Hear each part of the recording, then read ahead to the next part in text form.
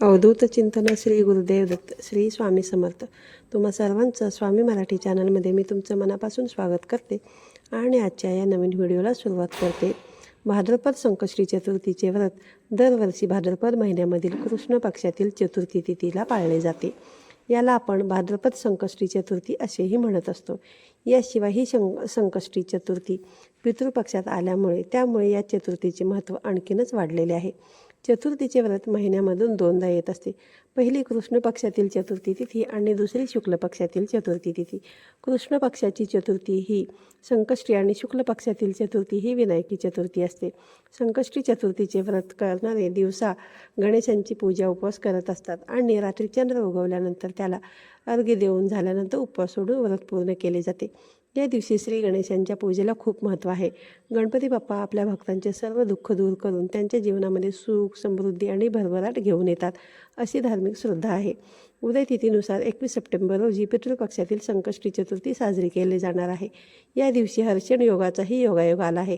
तर उद्या पितृपक्षामध्ये आलेल्या या संकष्टी चतुर्थीच्या दिवशी घरामध्ये अनेक सेवा उपाय करून श्री गणेशांना प्रसन्न करून घेतले जाते. यासोबतच उद्याच्या दिवशी आईने मुलांसाठी दुर्वाचा उपाय करायचा आहे. हा उपाय केल्याने मुलांवरती येणारी सर्व संकटे, विघ्ने, त्यांना असलेले दोष सर्वपणे दूर होतील आणि मुलांच्या अभ्यासामध्ये प्रगती होईल. त्यांना प्रत्यक्षमध्ये यश मिळेल. हा उपाय कशा प्रकारे करायचा आहे, कुठे करायचा आहे आणि दुर्वावरती आपल्याला कोणती सेवा करायची आहे. दुर्वासोबतच आपल्याला 2 अतिशय महत्त्वाच्या वस्तू देखील उद्याच्या दिवशी बाप्पांना अर्पण करायच्या आहेत. त्या कोणत्या आहेत, ही संपूर्ण माहिती जाणून घ्यायची असेल तर व्हिडिओ शेवटपर्यंत बघा. चॅनलवरती पहिल्यांदा असाल तर चॅनलला सबस्क्राईब करा आणि असेच नवनवीन व्हिडिओ पाहण्यासाठी बेल आयकॉनलासुद्धा क्लिक करा. म्हणजे जेव्हाही मी नवीन व्हिडिओ अपलोड करेन तेव्हा त्याचं नोटिफिकेशन तुम्हाला येईल आणि तुमचा एकही व्हिडिओ मिस होणार नाही. तर पहा, उद्या भाद्रपद महिन्यामध्ये आलेली ही संकष्टी चतुर्थी पितृपक्षामध्ये आलेली आहे. पितृपक्षामध्ये आपले पूर्वज पितृलोकातून पृथ्वीवरती अवतरलेले असतात. या काळामध्ये पितरांसाठी अनेक सेवा व उपाय केले जातात, जेणेकरून आपल्याला असलेले पितृदोष नष्ट होतील. पितृदोष असेल तर त्याचा सामना तुमच्या मुलांनाही करावा लागतो. जसं की ते खूप कष्ट करतात, मेहनत करतात, तरी देखील त्यांच्या कष्टाला, मेहनतीला म्हणावं तसं यश मिळत नाही, नशिबाची साथ मिळत नाही. अभ्यासामध्ये त्यांचं मन लागत नाही, केलेला अभ्यास त्यांच्या लक्षात राहत नाही, घरातल्यांचं ते ऐकत नाहीत, हट्टीपणा करत असतात, एखाद्या गोष्टीचं व्यसन त्यांना जडलेलं आहे. हे देखील पितृदोषाचीच लक्षणं असू शकतात. त्याचबरोबर जर तुमची मुलं खूप अभ्यास करतायत पण त्यांचा केलेला अभ्यास लक्षात राहतो आणि ते हुशार असूनही त्यांची प्रगती होत नाही, म्हणावं तसं यश त्यांना स्पर्धात्मक परीक्षेमध्ये वगैरे मिळत नाही, काहीतरी अडचणी किंवा अडथळे त्यांच्या मार्गामध्ये येत असतात आणि मग आई वडील म्हणून आपल्याला आपल्या मुलांच्या प्रगतीची चिंताही सतावत असते. बघा, मुलांना झालेले नजरदोष असतील किंवा तुमच्या हातून किंवा तुमच्या पूर्वजांच्या हातून पितरांची सेवा जर घडत नसेल तर ह्या सगळ्या गोष्टी मुलांच्या बाबतीमध्ये घडतातच. मुलं जर लहान असतील तर ते किरकिर करत असतात, व्यवस्थितपणे खात पित नाहीत. मोठी मुलं असतील तर ते घरातल्यांचे ऐकत नाहीत, ते सतत आजारी राहतात. आजारपणामुळे त्यांची शाळाही बुडते आणि मग त्याचा परिणाम त्यांच्या अभ्यासावरती होतो. म्हणूनच हा जो उपाय आहे, ही संकष्टी चतुर्थीच्या दिवशी केल्यानंतर तुमच्या मुलांना खूप बदल दिसून येईल तुमच्या मुलांमध्ये आणि बाप्पांचे आशीर्वाद मिळाल्यामुळे त्यांना त्यांच्या कार्यामध्ये यश मिळायला लागेल. म्हणूनच हा जो उपाय आहे तो तुम्हाला उद्या आलेल्या पितृपक्षातील भाद्रपद संकष्टी चतुर्थीच्या दिवशी प्रत्येक आईने आपल्या मुलांसाठी हा उपाय जो आहे तो करायचा आहे. जर तुमची मुलं बाहेरगावी राहत असतील, हॉस्टेलला असतील, तरी देखील तुम्हाला हा उपाय करता येणार आहे.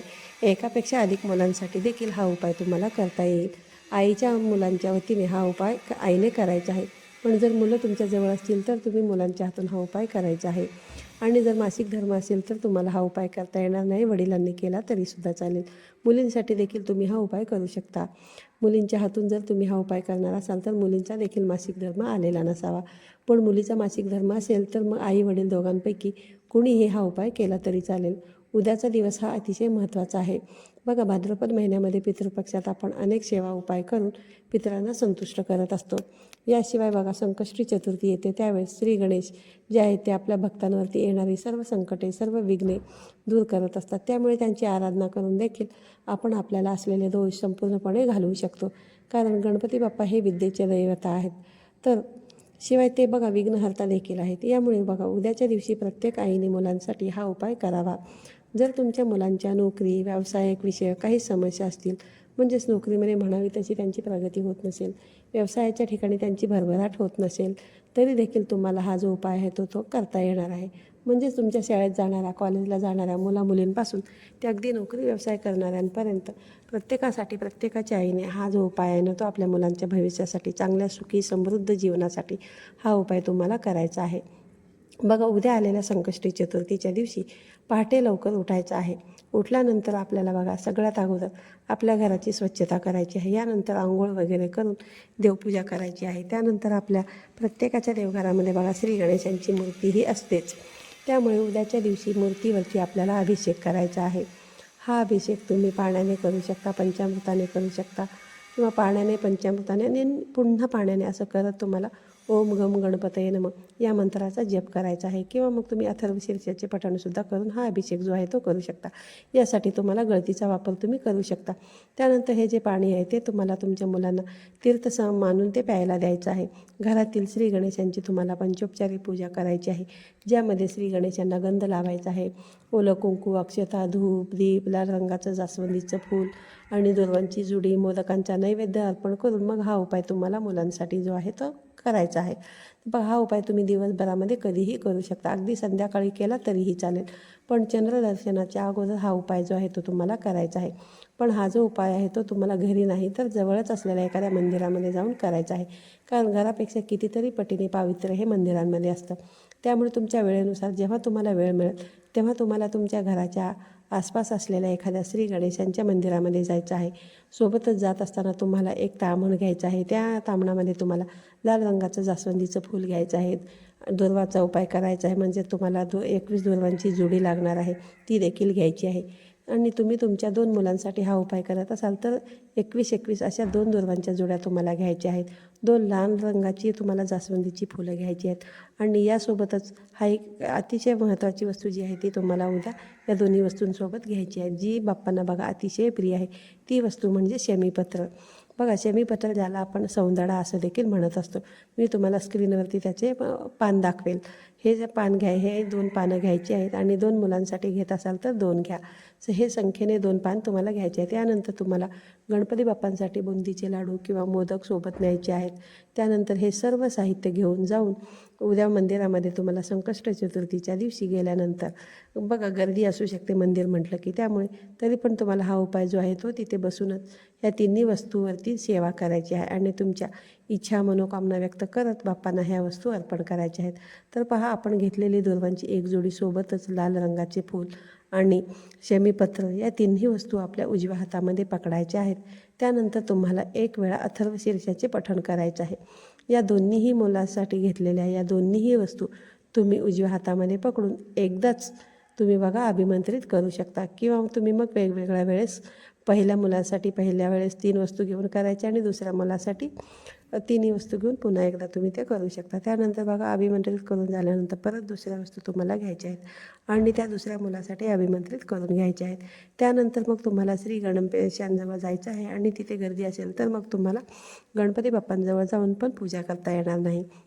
तर ह्या सर्व वस्तू तुम्ही तुमच्या मनोकामना इच्छा व्यक्त करत बाप्पांच्या चरणी तिथे असलेल्या पुजाऱ्यांना अर्पण करायला सांगायचे आहेत.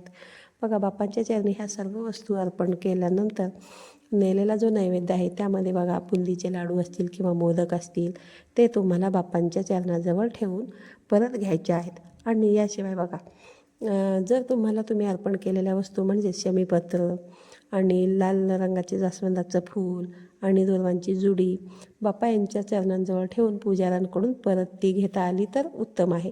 पण जर गर्दीमध्ये तुम्हाला नाही मिळाल्या तर काहीही हरकत नाही.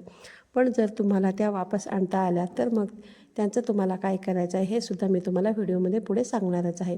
श्री गणेशांजवळ तुम्हाला दोन्ही हात जोडून तुमच्या मुलांच्या प्रगतीसाठी प्रार्थना करायची आहे.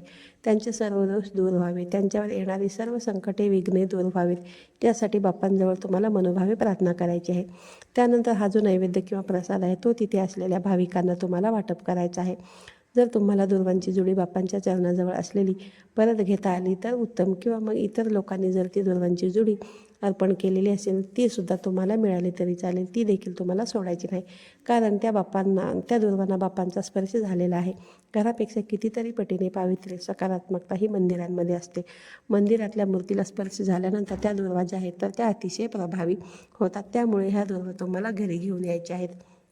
त्यानंतर बघा, ह्या ज्या दुर्वा आहेत त्या तुम्हाला कुठे ठेवता येतील तर बघा, ह्या दुर्वा ज्या आहेत ते तुम्ही तुमची मुलं ज्या ठिकाणी अभ्यास करत असतील त्या अभ्यासाच्या खोलीमध्ये ठेवू शकता. तर त्यासाठी एक लाल रंगाचं कापड घ्यायचं आहे, त्यामध्ये तुम्हाला ह्या ज्या दुर्वा आहेत त्या गुंडाळून घ्यायच्या आहेत. आणि बघा, मुलांच्या अभ्यासाच्या खोलीमध्ये जिथे त्यांचा टेबल असेल तिथे ह्या दुर्वा ज्या आहेत ना त्या ठेवायच्या आहेत, बाप्पांचा आशीर्वाद समजून. बघा, याशिवाय तुम्ही मुलांच्या बॅगेमध्ये देखील ठेवू शकता. जर तुमची मुलं बाहेरगावी शिकायला राहत असतील, नोकरी व्यवसायाच्या निमित्ताने ते बाहेर राहत असतील, तर अशा वेळी तुम्ही बघा, मुलांच्या रूममध्ये जिथे मुलांची एखादी वस्तू असेल तिथे या दुर्वा ज्या आहेत ना त्या तुम्हाला ठेवायच्या आहेत. आणि ज्यावेळेस तुमची मुलं तुम्हाला भेटायला येतील त्यावेळेस या दुर्वा तुम्ही मुलांजवळ देऊ शकता, किंवा मग तुम्ही मुलांना भेटण्यासाठी जेव्हा जाल तिथे त्यावेळेस मग या दुर्वा ज्या आहेत त्या तुम्ही मुलांना द्यायच्या आहेत. भाद्रपद म्हणजेच बघा, पितृपक्षात आलेली ही संकष्टी चतुर्थी मुलांवरती येणारी सर्व संकटे, विघ्ने दूर करते. त्यांना असलेले पितृदोष नाहीसे होतात. आणि मुलांसाठी जे जे आपण उपाय करत असतो त्या उपायांचा आपल्या कुटुंबाला, आपल्या मुलांना लाभ होत असतो. त्यांच्या मार्गात येणाऱ्या सर्व अडचणी दूर होतात. त्यांच्यावरती येणारी संकटे, जी विघ्न त्यांच्यावरती वारंवार येत असतात, ज्यामुळे ते सतत आजारी पडत असतात, अभ्यासामध्ये त्यांचं मन लागत नाही, किंवा इतर काही कारणं असतील ज्यामुळे त्यांची प्रगती होत नाही, तर ते सर्व अडथळे दूर होतात आणि मुलांची प्रत्येक क्षेत्रामध्ये प्रगती व्हायला लागते, त्यांना यश मिळतं. इतका हा प्रभावी उपाय आहे. आणि हा उपाय बघा, उद्या आलेल्या भाद्रपद संकष्टी चतुर्थीच्या दिवशी प्रत्येक आईने आपल्या मुलांसाठी करायचा आहे. सांगितल्याप्रमाणे बघा, आईंची जर मासिक धर्माची अडचण असेल तर वडिलांनी हा उपाय केला तरीसुद्धा चालेल, किंवा आजीकडून घरात कुणी जरी असतील तरी हे उपाय जे आहेत ते करू शकतात. फक्त तुम्हाला सुतक वगैरे असेल तर सुतकामध्ये, विटाळामध्ये हे तुम्हाला उपाय जो आहे तो तुम्हाला मुलांसाठी करता येणार नाही. कारण बघा, सुतकामध्ये तसेही आपण कोणतं काम, धार्मिक कार्य जे आहे ते करत नाही. आणि पितरांसाठीही सुतकामध्ये श्राद्ध किंवा तर्पण विधी जो आहे तो केला जात नाही. त्यामुळे ही जी काळजी आहे ती तुम्हाला घ्यायची आहे आणि उद्या हा प्रभावी उपाय तुम्हाला करायचा आहे.